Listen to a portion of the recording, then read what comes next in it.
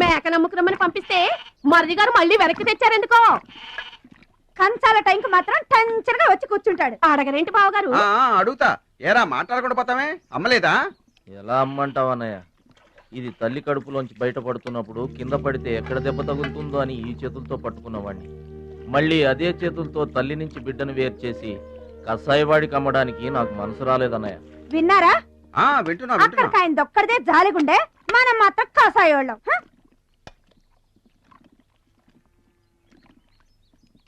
బాబాయ్ మొదటి ముద్ద నాకు. నీకు పెట్టాకే నేను తింటానమ్మా. వాసన ఉంటే చంపేస్తాను. అయినా నీకు పెట్టింది తినకుండా అందరి కంచాల మీద ఎగబడతావే? ఎందుకు వదినా దాన్ని తిడతావు? అన్నం నిజంగానే వాసన వస్తుంది. ముప్పొద్దులో 3 గంగాళాలు వేడన్నాలు వండి మార్చడానికి ఇక్కడ ఎవరు తిరిగ్గా లేరు. అయినా మిగిలిపోయిన అన్నం బయట పారేసుకుంటారా ఏంటి? ఎవరింట తింటలేదు? అలాంటప్పుడు అన్నం మాకు కూడా పెట్టచ్చు వదినా. అక్కడికేమో మీ తమ్ముడి మీద మీకు ప్రేమ ఉన్నట్టు, మాకేమో లేనట్ట. ఉన్నదేదో పెట్టాం, దిగితే ముద్దు మింగమనండి, లేకపోతే వెళ్ళి చేయి కడుక్కోమనండి. ఎందుకేమన్నా తాడిపోసుకుంటావు? నేను ఇద్దరం చేసే పని వాడు ఒకటే చేస్తాడు. మన నలుగురిని తినే తిండి ఒక్కడే తింటాడు. పొగరికిన పోతురానికి పాడెక్కువ, పాలిచ్చే గేదెలు ఎక్కువ అన్నట్లు తోల బిడ్డకేం తక్కువ లేదు. భద్రాచలం, ఒరే భద్రాచలం. అన్నం మీద అలిగేలోని ఏం పిలవక్కర్లేదు.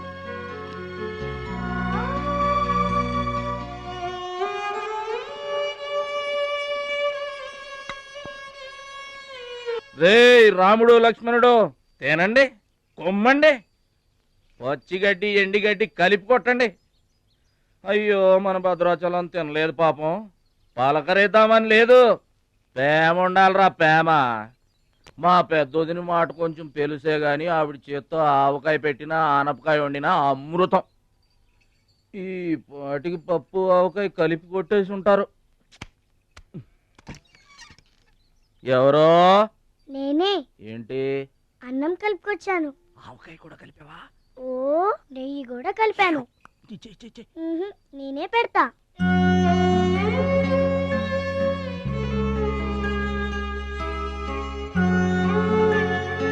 ఏంటి ఏడుస్తున్నావు? మా అమ్మ మాటలు గుర్తుకొచ్చాయా? మా అమ్మ గుర్తుకొచ్చింది. క్రితం జన్మలో నువ్వు మా అమ్మవై ఉంటావు. నాకు తల్లి ప్రేమ తెలియకపోయినా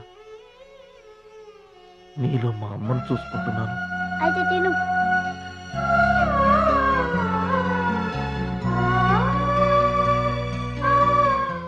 ఏంటి చెల్లై చూస్తున్నావు?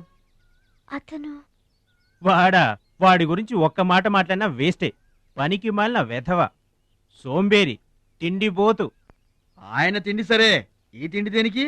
రేపు పోటీలు కదా, గెలుద్దామని. గెలుద్దామనే? ఆ సెటప్ ఏంటి? వాడు వేస్ట్ అయితే వీడు సూపర్ వేస్ట్ కదరా అన్నయ్య. నువ్వు చెప్పింది కరెక్టే. వాడు పోటీలకేనా? గెలుద్దామనే? వాడు గెలుద్దామనే. వీడికి మ్యాథ్ ఎక్కువ, మోత్ తక్కువ. వాడికి కండ ఎక్కువ, కార్యం తక్కువ. మా రోజుల్లో అయితేరా ప్రతి సంవత్సరం అమ్మా. నువ్వా? పాతికిస్తావా? పాతికేంటి? పాలా ఇస్తావా? పావలా ఏంట్రా? పోనీ ఊరికే ఇస్తా. ఏంట్రా నువ్వు ఉంది అంటే? అదేగా, అదే. నిన్ను చంపేస్తాను. ఇసుక బత్తాలు ఎత్తుతుంటే ఆడోళ్ళు ఇరగబడి చూసేవాళ్ళు. పిచ్చాయి బావా, పిచ్చాయి ఎడు. ప్రతి సంవత్సరం లాగానే ఈ సంవత్సరం కూడా జరగబోయే శ్రీరామనవమి పోటీలను మన ఊరి సర్పంచ్ గారు ప్రారంభిస్తారు.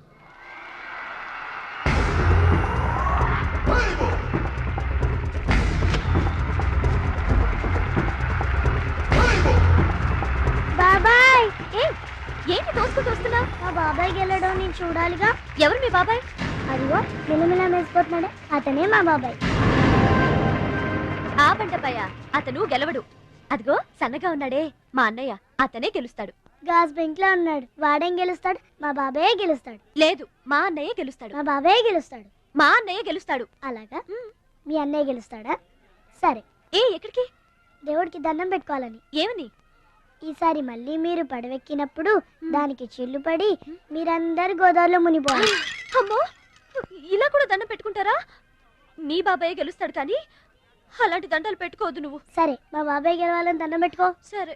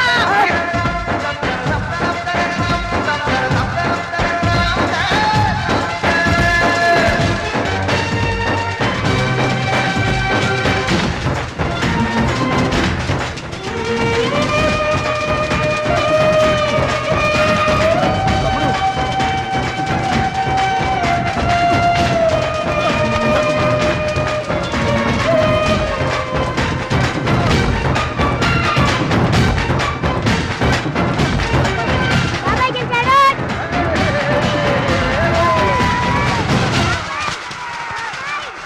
మా పొలం ఉంది కదా అది అమ్మి ఆహా అమ్మి డబ్బు ఒట్టుపోదామని వచ్చావన్నమాట మా తల్లే వాటాలు పంచేయడానికి మీ 5 పూచు పుల్ల కూడా లేదు ఇక్కడ. మా అమ్మా నాన్న వాడిని డిగ్రీ దాకా చదివించారు, అది గుర్తుంచుకోండి. వాడు చదువుకున్నాడు కాబట్టే వాడికి 5 ఎకరాలు పంచారు, మీరు చదువుకోలేదు కాబట్టే మీకు 20 ఎకరాలు ఇచ్చారు. అయినా ఇవాళ వాడి ప్రాణం మీదకి వచ్చి అవసరమై వాడి పొలం వాడు అమ్ముకుంటానంటే మీరు అభ్యంతరం పెడతారేంటండి? అయినా వాడికి చదువు వచ్చింది, చదువుకున్నాడు, మీకు చదువు రాలేదు, చదువుకోలేదు. ఒళ్ళు రాలిపోతాయి మరో మాట మాట్లాడేవంటే. నాకు చదువు రాక కాదు, ఆడి కోసం త్యాగం చేశా. అన్నయ్య నువ్వు పలక బల్పం పట్టుకో, నేను పలుకు పార పట్టుకుంటానన్న. అన్నయ్య నువ్వు బళ్ళోకి వెళ్ళు, నేను బర్రెల కాపలాకి వెళ్తానన్నా. అన్నయ్య నువ్వు లాగు చొక్కా వేసుకో, నేను గోసి పెట్టుకుంటానన్నా. ఇలా ఆడి కోసం త్యాగాలు చేయబట్టి ఆడు చదువుకొని గొప్పడు అయిపోయాడు. ఇంకా ఆడి కోసం త్యాగాలు చేసి నా పెళ్ళం పిల్ల రోడ్ల మీద అడుక్కు తినమంటావా? చెప్పు చోమహా. అలా అంటావేంటి బాబాయ్? 15 ఏళ్లుగా మా పొలం మీరు పండించుకుంటున్నా ఒక్క పైసా కూడా అడగలేదు. ఇవాళ అవసరం వచ్చి మా పొలం మేము అమ్ముకుంటామంటే కుదరదంటారేంటి? ఏంటి నిలదీస్తున్నావా? నీకు సమాధానం చెప్పాల్సిన అవసరం నాకు లేదు. పిచ్చయ్య గారు, మీరు మాట్లాడుతుంది ఏమీ బాగలేదు. అరే, ఆపరేషన్కి అవసరమై వాడి పొలం వాడు. ఓయ్! పొలం మాట ఎత్తకుండా ఉంటావంటే నేను రాత్రికేడ పడుకొని పొద్దుటే వెళ్ళిపోండి, లేదా అక్కర్లేదు, మేమే వెళ్ళిపోతాం.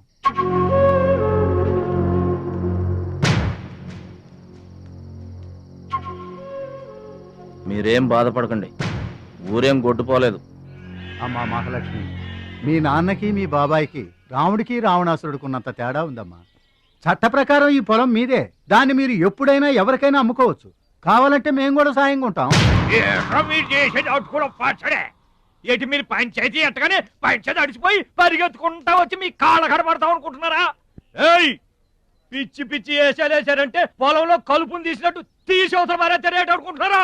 పిచ్చియా, నోరు జారుతున్నావు. నోరు జారటం కాదురా, మధ్యలో ఎవడైనా మాట్లాడాడంటే మెడకాయలు తెగిపోతాయి. ఏంటండి మరి అన్యాయంగా మాట్లాడుతున్నారు?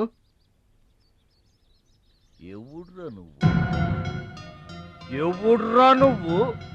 ఇది మాకు సంబంధించిన విషయం. మధ్యలో మాట్లాడటానికి ఎవడివిరా నువ్వు? బాబాయ్ మీరు మర్యాద లేకుండా మాట్లాడుతున్నారు. మర్యాద ఎక్కువ ఇచ్చాను కాబట్టే ఇంకా ఈ ఊళ్ళో ఉన్నారు. మళ్ళీ మర్యాదగా చెబుతున్నాను, గోదావరి దాటి అవతలకి వెళ్ళిపోండి, లేకపోతే గోదట్టు కలిపేస్తా. పిచ్చయ్య గారు, మేము ఊరు వచ్చింది పొలం అమ్మి డబ్బు తీసుకెళ్ళడానికి, ఆ పని కాకుండా కదలం.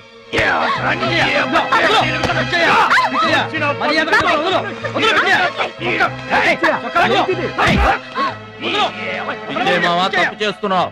నువ్వెవరో చెప్పటానికి మనిషిని రా పశువా. నాన్న మీదే చేసుకుంటావరా?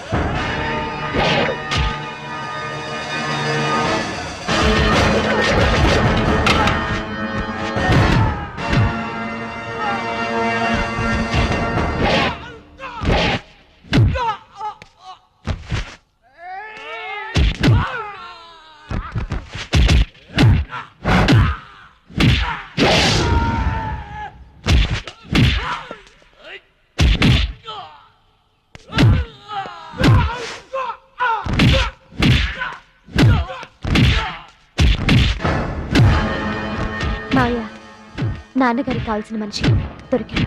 ఊళ్ళో పెద్ద మనిషిని నా మీద చేసుకుంటావా? ఒరే భద్రాచలం, నీ అంతు చూస్తాను రే. చూసారులే పొండ్రా, మొదలే చూడలేదు, నా అంతేం చూస్తారు? ఇంత గొడవ జరిగిన తర్వాత ఇక మా పొలం ఎవరు కొంటారు? ఎవరో కొనకపోతే నేను కొంటానమ్మా. చుప్పలు కొంటావా? పిడి కావాలా నీకు? ఏది కావాలి? వారం తిరగకుండా మీ డబ్బులు మీ చేతిలో ఉంటాయి. ఉంటానండి. ప్రెసిడెంట్ గారు డబ్బిచ్చి నిన్నే హైదరాబాద్ పంపిస్తాన్నారయ్యా. నేను హైదరాబాద్ రావటం ఏంటి ఊరుకోండి. ఏంటమ్మాయి గారు మీరు కంగారు పడుతున్నారు?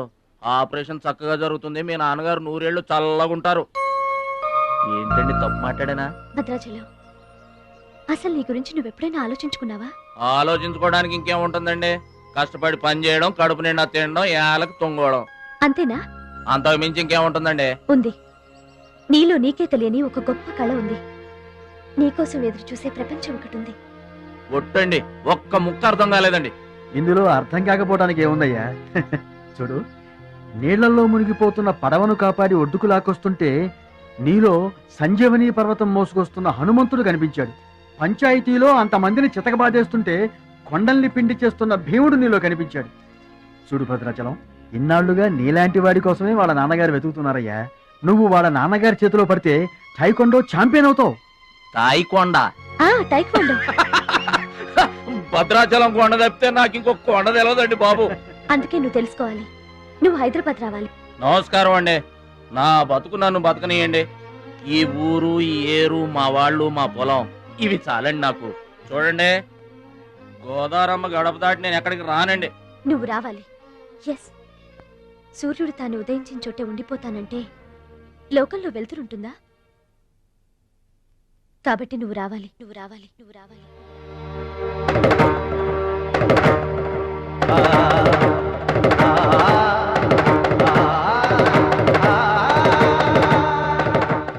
ఇదిగో, ఇది మా అడ్రస్ కార్డు.